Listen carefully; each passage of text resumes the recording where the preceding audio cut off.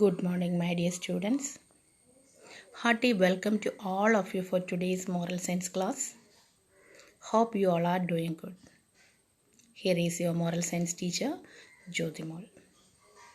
Okay, and let's begin today's lesson. Before moving ahead, I'll give you a brief summary of our last class. As we know, we have been discussing the 5th chapter, Making a Difference. In that lesson, the first part, we learned the thoughts and deeds of Mahatma Gandhi and Swami Vivekananda. What did they say, children? Okay, listen. A concern for the poor and the underprivileged is a sign of true humanity. We have already discussed this sentence in our last class. A concern for the poor and the underprivileged is a sign of true humanity. According to Swami Vivekananda, service to God is service to the poor. He says that if we serve the needy poor people, it's equal to the service to God. Okay, so don't wait for the government or the political parties and leaders or any organization. We should realize that it's our responsibility to help the poor. We should do something to reduce their sufferings. We should contribute towards the upliftment of the underprivileged. This is what is the content of the portion that we learned in the last class. I hope you understood the moral values in the first part. Okay, so let's go straight to our new topic. Come to page number 33. And let me read the first topic. What can I do? As a person working with the poor and for the poor day in and day out, it's not surprising that Mother Teresa always had brief yet very practical solutions to eliminate poverty. One of her famous quotes was, do not wait for leaders, do it alone, person to person, simple yet profound advice. As students, you might think that there is not much you can do to help and that only adults have the capacity to do something worthwhile. That's not true. Each individual act makes a difference to someone's life. Like the oft-told story of the man who saw a woman making her way along the shore after a storm, throwing starfish one by one into the sea.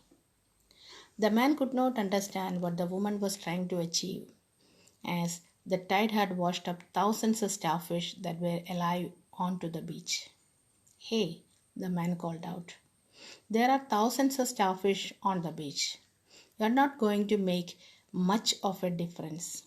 The woman stooped, picked up a starfish and threw it back into the sea. Then she smiled at the man and said, made a difference to that one. Okay, children, let's see the explanation. As we know from the first paragraph, Mother Teresa was a person who was working with the poor and for the poor. We know she dedicated her whole life for the poor to eliminate poverty. She had the practical solution to eradicate poverty. By how, children? She had a solution to eradicate poverty. See, let's listen her words. Don't wait for the leaders. Do it alone, person to person. That's her advice, children. Don't wait for the leaders. Do it alone, person to person. Children, do you know? You can make a difference in an individual's life. You can make a difference in an individual's life. Don't think that it's adults or your parents' responsibility to do something good for the poor. Each individual act make a difference to someone's life. Children, it's a very important sentence. You can underline that sentence. Each individual act makes a difference in someone's life. See, here is the story of a woman and she had been trying to save the lives of some starfish. So from this story, you will understand the meaning of the above sentence. Each individual act makes a difference to someone's life. So let's read the story. So, what she was doing there, children? She had been trying to save the lives of some starfish. After a storm, thousands of starfish were washed upon to the beach. She tried to throw them one by one into the sea. By that time, a man came there and he called out, "Hey, there are thousands of starfish on the beach. You can't do anything good. You are not going to do, or you are not going to make much of a difference." Children, do you know what did she say? She bent to the ground. See the word stoop, children? Stooped. What's the meaning of stoop? She bent down to the ground and picked up a starfish. Stoop means bend down to the ground. So she bent down to the ground and picked up a starfish. By throwing that starfish back into the sea, she says, made a difference to that one. What do you mean by that sentence, children? She made a difference to that starfish. Yes, she knew that it's impossible to help or throw back thousands of starfish into the sea. But she was happy to save even a single one. So, children, I hope you understood the meaning of the sentence. Each individual act makes a difference to someone's life. Or we can say, each simple act will make a difference in someone's life. Each simple act or each single act, simple or single, both are correct in that context, children. Each single act make a difference in someone's life. So did you get the story of the woman who was on the beach? Okay, so let's come to the next page. Something you can do. If you can't feed 100 people, then feed just one, Mother Teresa. We are blessed to have food and wear clothes according to our liking. We have never faced the agony of starvation or the humiliation of wearing torn clothes. So it is good to keep in mind the poor while enjoying the food, clothes, toys, and other things provided to us by our parents. Okay, children, let's see what Mother Teresa says. See, here Mother Teresa says, if you can't feed 100 people, then feed just one. Is she correct, children? Yes, she is very correct. So, as we know, it's very difficult to give food to 100 people. But it's easy to fill the stomach of a single person. That's enough. So, if we fed a single person, we made a difference to someone's life. Am I right, children? If we fed a single person, we made a difference to someone's life. That's great. Children, you are blessed with food, you are blessed with the clothes, according to your choice. Am I right, children? But you have never experienced the harsh reality of poverty, or you have never experienced the disgrace of wearing torn clothes. So, my dear students, it's good to keep in your mind the sufferings of the poor while enjoying or experiencing good food, clothes, toys, and other expensive things given to you by your parents. Did you understand what I said? So, my dear students, it's good to keep in your mind the sufferings of poor people while enjoying or experiencing good food, clothes, toys, and other expensive things given to you by your parents. So, next portion.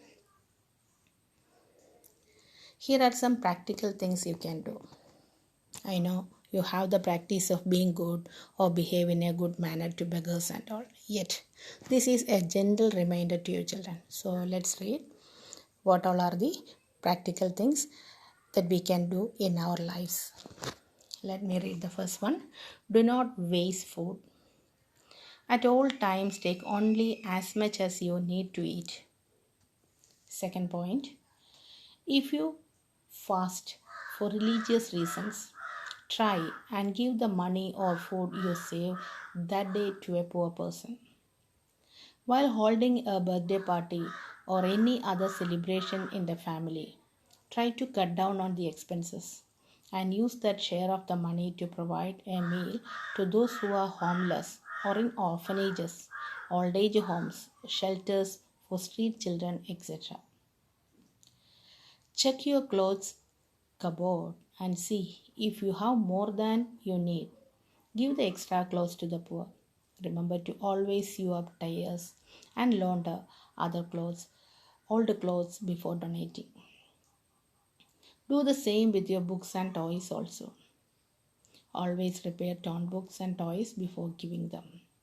Most importantly, give everything cheerfully and with love. Even if you give just a coin to a beggar on the street, try to look into his eyes and smile at him while giving. Okay, children, as I told you, I know you have the practice of being good or behave in a good manner to beggars and all. Yet, this is a gentle reminder to you, children. You have to keep it in your mind. You have to practice in your lives also. So, the first one, don't waste food. I know you are very familiar with these words.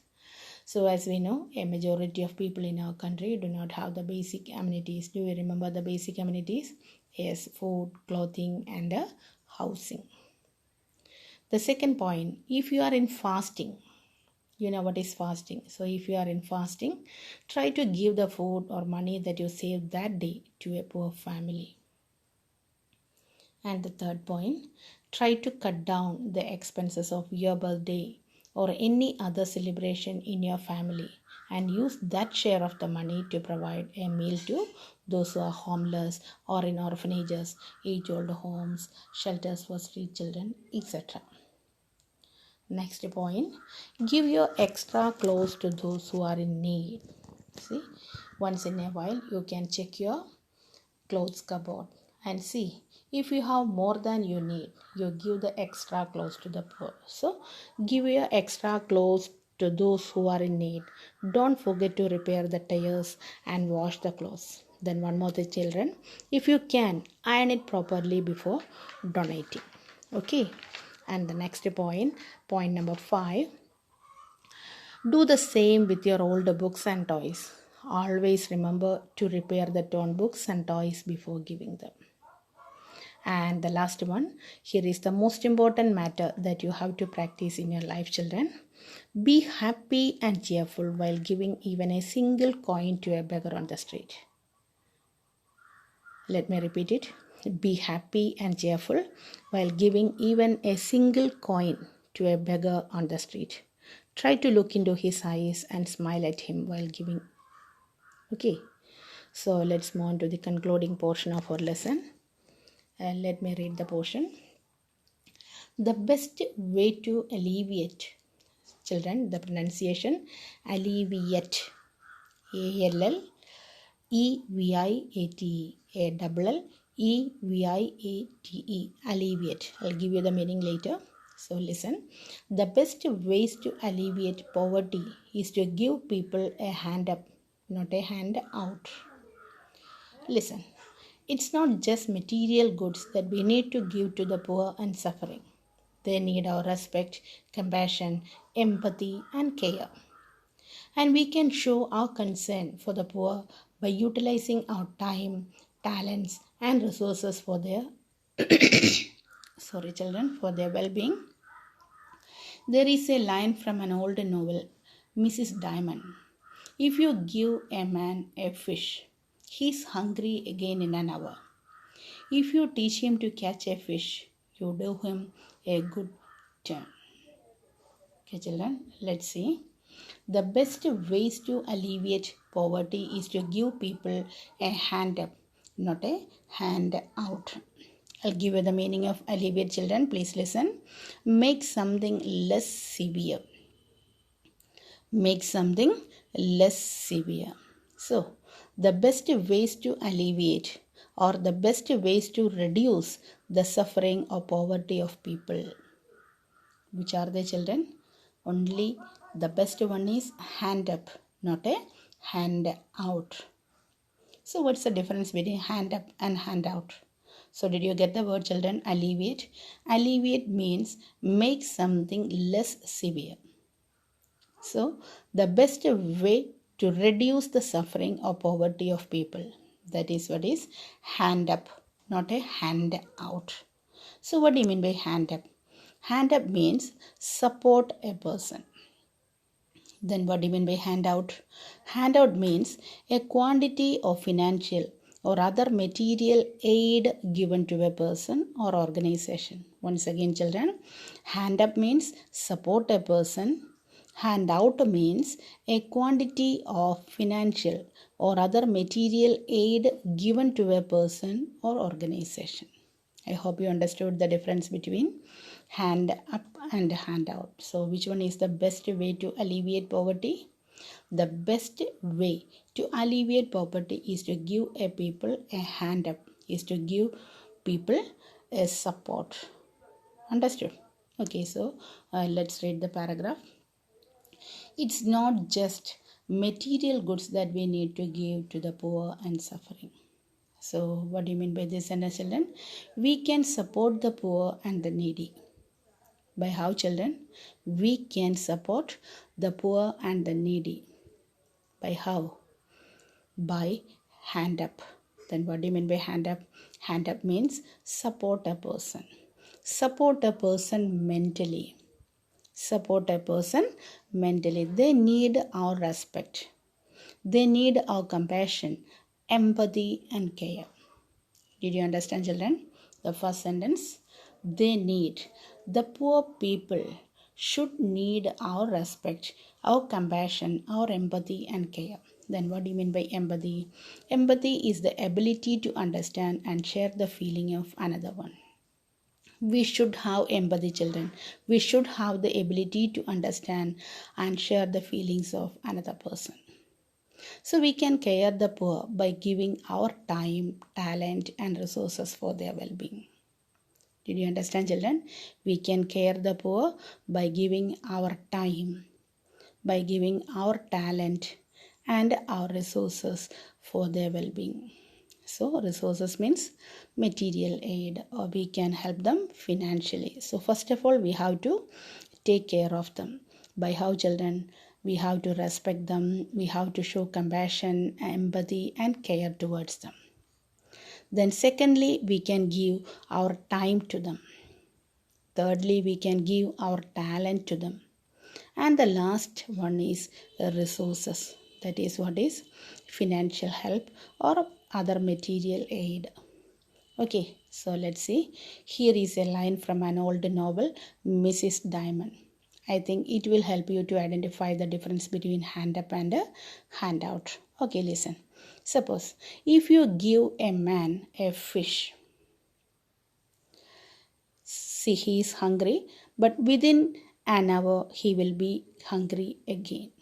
Suppose if you give a man a fish, he is hungry within an hour. That means after 1 or 2 hours, he will be hungry. That fish will be digested and he will be hungry again. But if you teach him to catch a fish, you do him a good. You can make a difference in his life. Did you get the lines, children? If you give a man a fish, he is hungry again in an hour. But if you teach him how to catch a fish, it will be good for him, or you can make a difference in his future life. Okay. So next one, the next portion.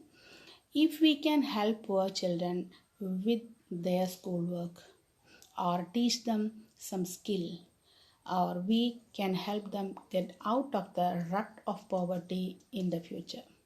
These efforts do not take money, but they do require our time and commitment.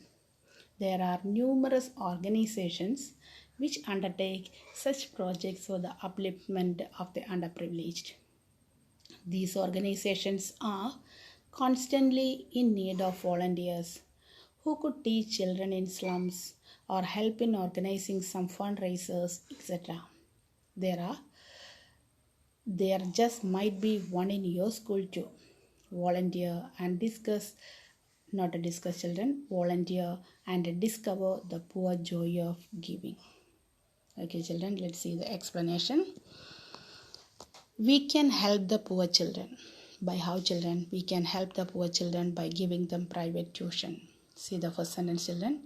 We can help poor children with their schoolwork, or teach them some skill, we can help them out of the rut of poverty in the future. So what do you mean by rut? Roughly we can say path or passage or furrow, Furrow. So listen. So we can help the poor children by giving them private tuition, or we can help them in their schoolwork. Then you can teach them some skill. It will be useful for them to skip out of the path of poverty in their future life. So if we teach them some skill, what do you mean by skill, children?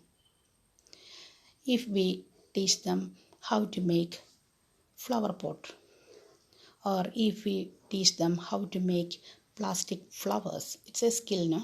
So it will be useful for them to skip out of the path of poverty in their future life. In their future life means when they grow up, if they are not educated, they can make use of the flower making for their living. Did you understand what I said? So we can help the poor children by giving them private tuition, or you can teach them some skill. It will be useful for them to skip out of the path of poverty in their future life. So these efforts do not take money. Am I right, children? These efforts by giving private tuition or by teaching some skill, these efforts do not take money, but they require time and commitment. If we have time, if we have empathy towards them, we can help them. Am I right? So these efforts do not take money, but they require time and commitments. There are a number of organizations maintained in our country, children. They have different projects for the upliftment of the underprivileged. These organizations need volunteers who could teach children in slums or who could raise some fund for them. So, try to be one among the organization and try to discover the poor joy of helping others in their sufferings. And try to organize one such in your school too. I think it's clear to you the difference between hand up and hand out. So here is the last topic, children. So let me explain it once again. So these efforts do not take money. Have you seen that sentence? These efforts. Which efforts do not take money? If we help poor children in their schoolwork, or if we teach them some skill, it will help them to make a living in their future. Or we can help them to get out of the rut of poverty, the path of poverty in the future. If they are educated, they can skip away from their poverty. If they have some skill to do something, they can skip away from the path of poverty in their future life. So these efforts do not take money, but they require only time and commitment. If we have empathy towards them, or if we have compassion towards them, or if we are compassionate, we can help them in such a way. So I hope you understood the difference between hand up and hand out. So which one is the best one, children? Hand up. Hand up means support a person. Hand out means a quantity of financial or other material aid given to a person or organization. One example is given therefore, hand out. What it is, children? It's given from the story or from an old novel of Mrs. Diamond. How is it? If you give a man a fish, he will be hungry within an hour. But if you teach him to catch a fish, you do him a good thing. So you can make a difference in his life. So this is what is an example for to identify handout and hand up. I hope you understood what is the difference between hand up and handout. So which one is suitable, children? Hand up is the best way to alleviate poverty. Then what do you mean by hand up? To support a person. So in order to support a person, we don't want any money. We should have time and commitment. Okay, so try to organize one such in your school too, children. I think now it's clear to you the difference between hand up and hand out. Children, here comes an end of our lesson. I read the whole lesson for at least 3 times. Hope you understood the portion that I taught you today. Today I am not giving you any questions. It's your duty, children. Try to find out 5 short answer type questions and its answers from the second part and send it to me as early as possible. Thank you, children. Have a nice day.